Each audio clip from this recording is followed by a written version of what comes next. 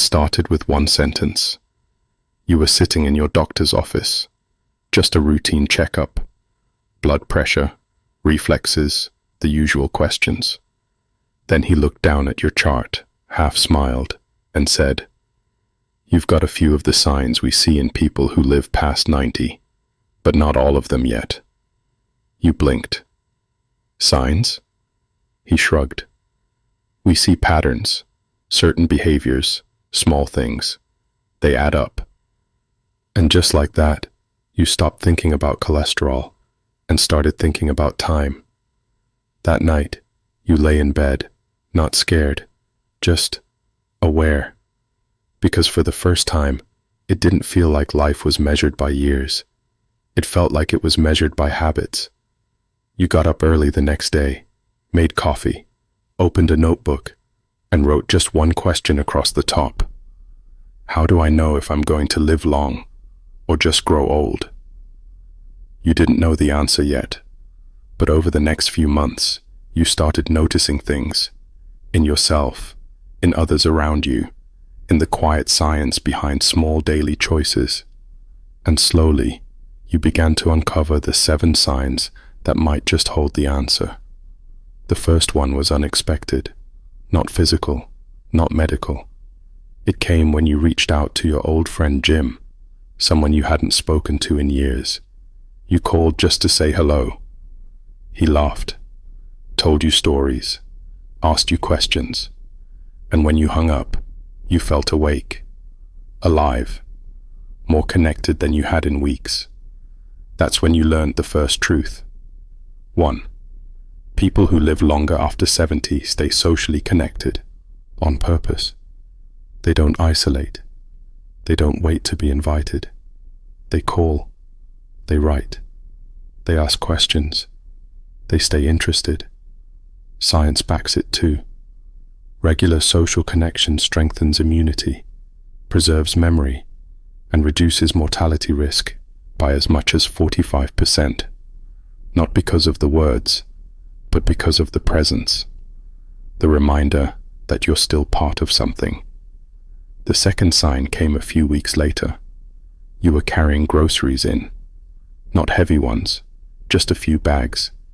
You climbed the stairs without thinking, and when you reached the top, you realized something. I'm not winded, not dizzy, not aching. You smiled, because the second sign wasn't dramatic either. 2. You can climb stairs without resting. It's one of the most reliable physical indicators of longevity. Simple leg strength, core balance, cardiovascular endurance. If you can climb 10 to 12 stairs without pausing, your heart and muscles are still in sync. And if you can't, it's not too late. Just walking uphill 3 times a week can rebuild what you've quietly lost.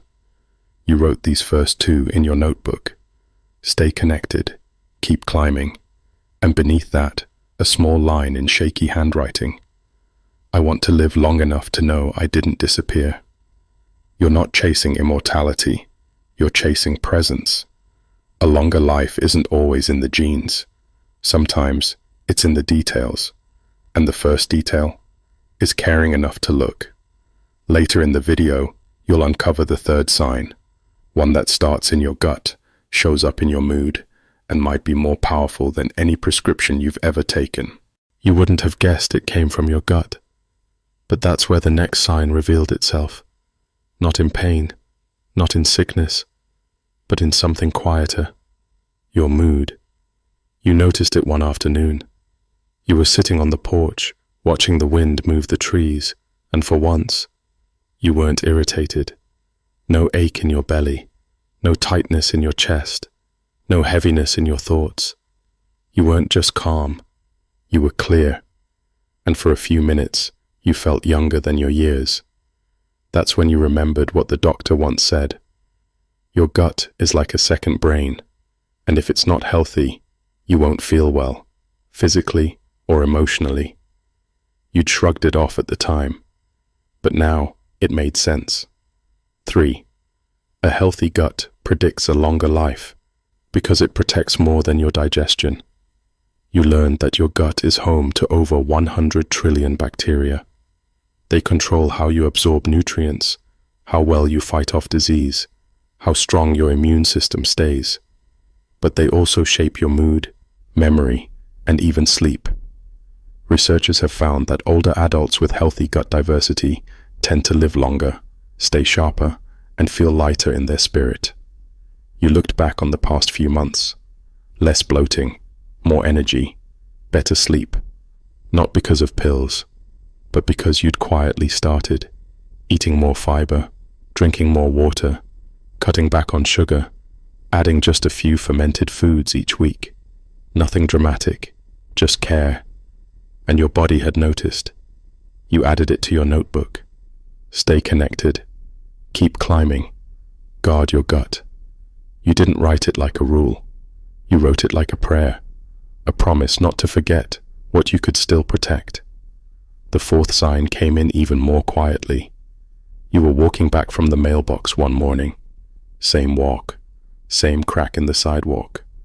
But something felt different. You weren't staring at your feet. You weren't tense. You weren't worried about tripping. You were upright, relaxed, looking ahead. And that's when you realized. 4.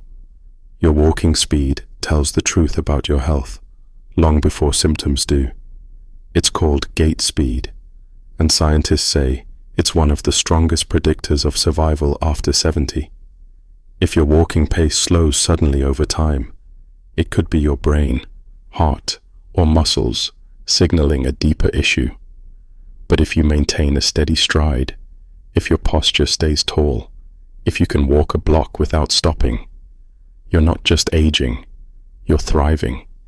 You jotted down your pace in your notebook, not to compete, not to prove anything, just to witness your body, because noticing is the first form of love. Your future isn't waiting in a crystal ball, it's walking with you. Every step, every choice, every moment you decide to tend to the life that's still unfolding inside you. Later in the video, you'll discover a surprising sign that shows up when you're completely alone, and what it says about your chances of living longer and stronger. You noticed it on a Tuesday morning.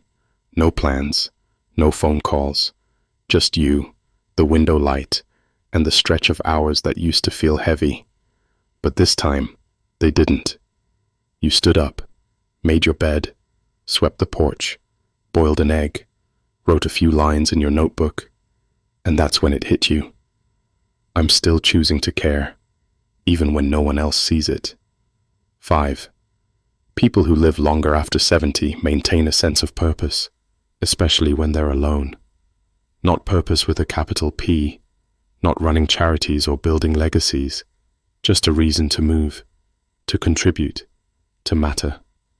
Studies show that older adults who feel useful, even in the smallest ways, live longer, sleep better, and are far less likely to suffer from depression or cognitive decline.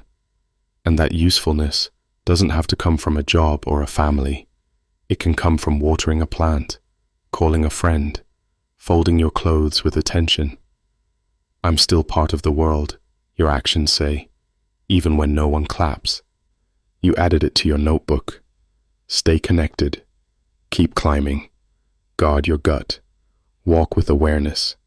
Act with purpose. It didn't feel like a checklist. It felt like a map. Back to yourself. The 6th sign came one evening after dinner. You caught your reflection in the hallway mirror. Shirt untucked, face unshaved, tired eyes.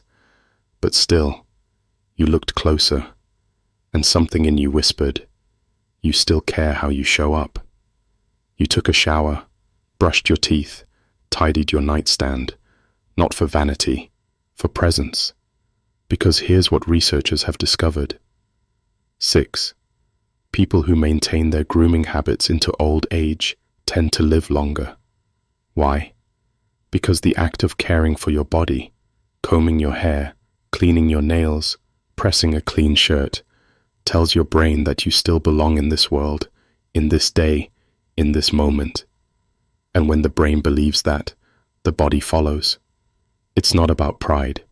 It's about participation, being willing to meet your reflection and say, I'm still here, and I still deserve to look like someone who matters.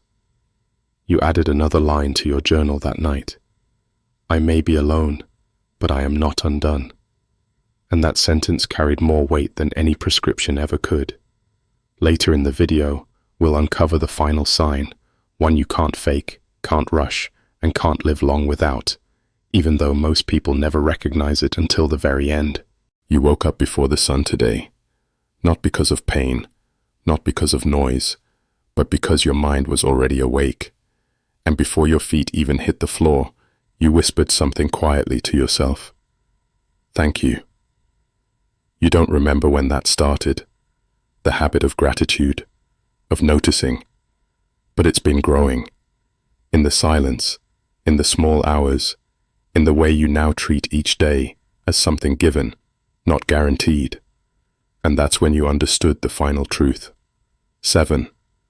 People who live the longest after 70 have one thing in common. They cultivate peace.